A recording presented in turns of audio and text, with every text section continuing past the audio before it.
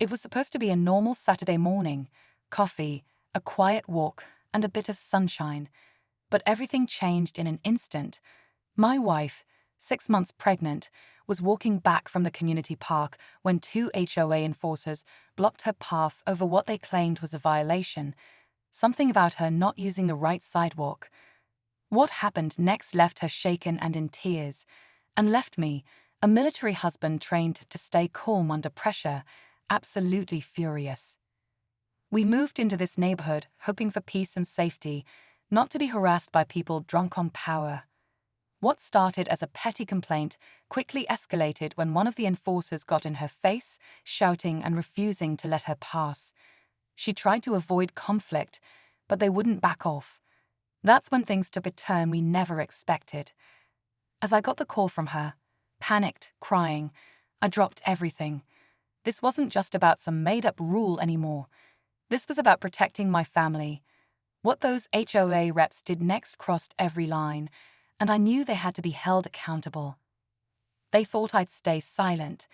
They didn't know who they were messing with. Stay with me, because what I did next not only shocked the HOA board, it changed the entire neighborhood. We'd only been in the neighborhood for a few months, trying to settle into a quiet life after my last deployment. I chose this place because it was supposed to be safe, quiet, and family-friendly. The kind of place where neighbors wave, not argue. But right from the start, the HOA felt different. Their tone was always aggressive, sending warnings for the smallest things. Trash cans out too early, a bike left on the porch, grass too long by half an inch. We'd brushed it off at first, thinking maybe they were just strict, but it kept getting worse. My wife, Rachel, tried to stay under the radar, especially being pregnant. She's calm, kind, never one to stir trouble. That's why it made no sense how it got to this point. She wasn't doing anything wrong, just walking back from the park.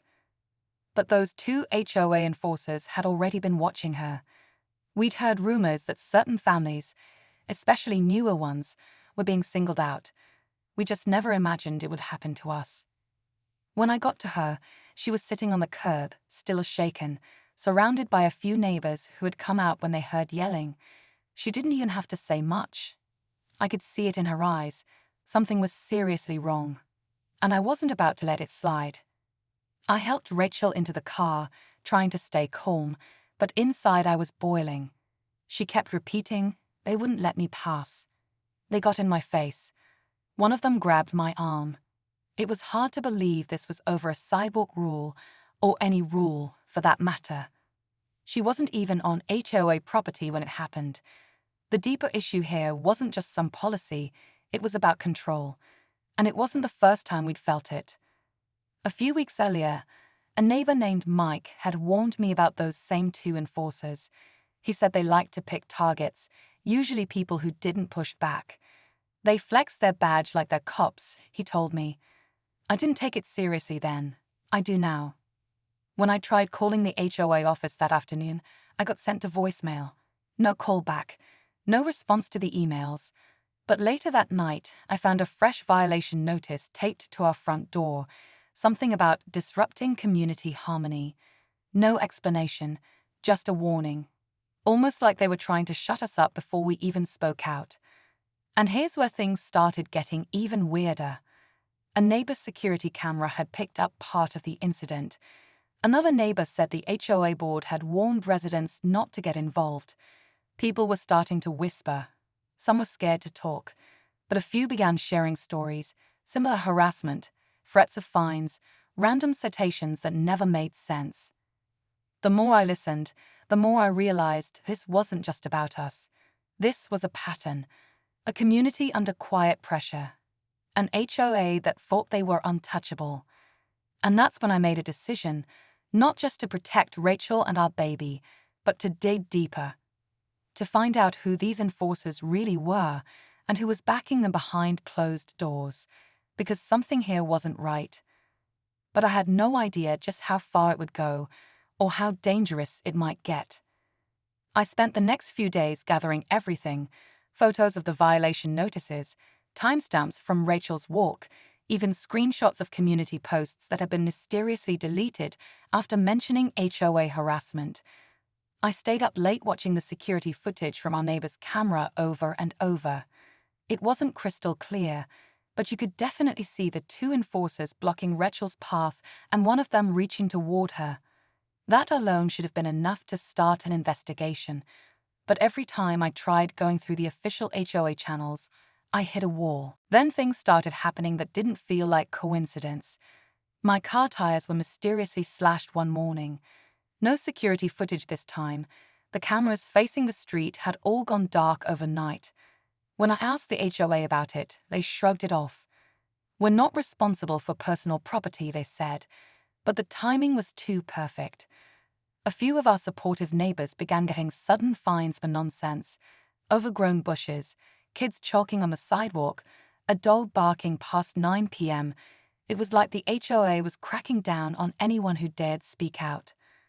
I even got a letter from the HOA's legal team, warning me about defamation if I continued accusing board members of misconduct without proof. That's when it really hit me. This wasn't just a power trip. They were trying to scare me into silence, but I've been through worse. And this time, they picked the wrong guy. Behind the scenes, I started piecing things together. I found out one of the so-called enforcers wasn't even officially employed by the HOA. He had a record, nothing major, but enough to raise questions. And the other? Turns out he was related to a board member. That's when it all began to click. This wasn't about community standards. It was about favoritism, intimidation, and covering for each other. The final straw came one night when Rachel woke up to someone knocking, not at the front door, but at our back gate. Just a few soft taps. We looked through the window. No one there, no note, no sound after. But that quiet, creepy moment told me everything I needed to know. They weren't just trying to push us out. They wanted us to disappear quietly. And I was about to show them I wasn't going anywhere. The next morning, as I was heading out to get the car fixed, I received an unexpected call. It was from Mike, the neighbor who'd warned me about the HOA enforcers. His voice was frantic, barely above a whisper. "They've been watching you," he said, "but it's not just the HOA. There's more to it, and they're coming after you now." I could hear the fear in his voice, and I knew he wasn't the type to overreact. He told me that he had uncovered something strange. Apparently, one of the board members had connections with a local property development company. The kind of company that buys up properties like ours, forces out the residents with nuisance fines, and then flips the homes for a profit. It was all starting to make sense. The selective harassment, the shady rules, the sudden fines. It wasn't just about control, it was about money. The HOA wasn't a community organization, it was a tool for a real estate scheme. Before I could process all of this, Mike dropped another bombshell. He claimed he had seen one of the enforcers talking to someone in a suit the night before, a man who didn't look like he belonged in the neighborhood at all. Mike didn't recognize him, but the conversation was intense. It didn't take long for him to connect the dots. This was someone pulling strings behind the scenes. But that's not all. Mike's voice dropped even lower. "They're watching you," he said again, almost too quietly to hear. "I wouldn't put it past them to come for you soon. You need to be careful." He hung up abruptly, leaving me with more questions than answers. I felt a chill run through me as I processed what Mike had said. If the HOA wasn't just about enforcing petty rules, if they were involved in something bigger, something darker, I had to act fast. This wasn't just about protecting my wife anymore. It was about taking on an entire system of corruption. But the more I dug into it, the more dangerous it felt. Someone didn't want me uncovering what was really going on, and I knew they'd stop at nothing to make sure I didn't. That night, as I sat alone in the garage, piecing together what little information I had, a car pulled up outside our house. It wasn't one I recognized. The headlights flashed brightly through the window before the engine cut off. My heart raced. I didn't need to see the face of the person who stepped out of that car to know that things were about to escalate in a way I never expected. The last thing I heard before the doorbell rang, the unmistakable sound of boots on the driveway, and I had no idea who was on the other side. I stood frozen in the dim light of the garage, my mind racing. Whoever it was outside wasn't just a random visitor. They knew exactly where to come. There was no time to waste. I grabbed my phone, checking for any security footage from the cameras outside. Just as I pulled up the live feed, the doorbell rang again, this time louder. It was followed by a sharp knock. My stomach twisted. I wasn't about to just open the door without knowing who I was dealing with. I turned the volume up on the feed, watching the footage from the front of the house. The man standing there wasn't one I recognized. He wore a black suit, his face partially hidden by the shadows. But then I noticed something strange. As he glanced around, I saw the unmistakable logo of the HOA's official seal on his briefcase. This wasn't just some enforcer. It was someone higher up, someone with real power. My pulse quickened as I realized I was cornered. I needed answers, but if this guy was connected to the shady deals Mike had hinted at, I knew my life and Rachel's could be in danger. I could either confront him now or wait until I knew more. But I couldn't risk it, not after everything that had happened. I opened the door. The man stood still for a moment, then smiled as if he already knew I'd be there. "Mr. Thompson, I presume," he said, his voice smooth and controlled, the kind of voice that made you feel like he had everything under his thumb. I didn't answer right away. Instead, I took a step back, my hand slowly moving toward the door lock, ready to slam it if I needed to. "What's going on here?" I demanded, trying to keep my voice steady. "What's the HOA really after?"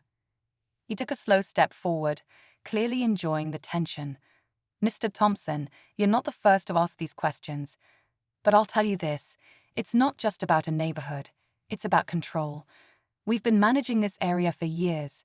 People like you," he gestured toward the house, "don't understand that the power here isn't just about enforcing rules, it's about ownership, and you're making things complicated."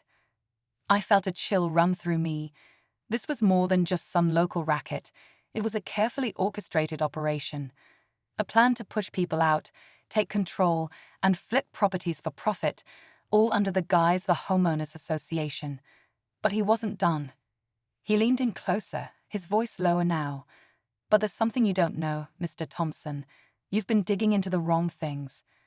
What you should be concerned about is your wife." A cold knot tightened in my stomach. I didn't even have time to process his words before he continued. "She's not just pregnant. She's part of a bigger picture, something you've unwittingly walked right into." His eyes locked onto mine, and for the first time, I felt true fear. "What do you mean?" I whispered, my voice barely audible. Before he could answer, there was a sudden shout from the driveway. A voice I recognized. Mike. He came rushing toward us, a wild look in his eyes, holding something in his hand. "Don't listen to him," Mike yelled, running up to the man in the suit. The suited man turned toward him with an expression of annoyance. "This is none of your business," he snapped. Mike ignored him and handed me a thick folder. "It's all here. Proof. Everything you've been looking for." I took it without hesitation. As I opened the folder, the papers inside sent shockwaves through me. They were records, plans, agreements, emails, connecting the HOA board members to the same real estate developers Mike had mentioned. But there was more, much more. Hidden deep in the documents was a confidential report about Rachel, about her family history, and a name that hit me like a punch to the gut. ***, my mother-in-law ***. I looked up at Mike, my heart racing. He knew. He had known all along. The pieces started clicking into place. Why they'd been targeting Rachel, why the harassment was escalating, why it felt like they had always been a step ahead. They weren't just trying to force us out. They were trying to control.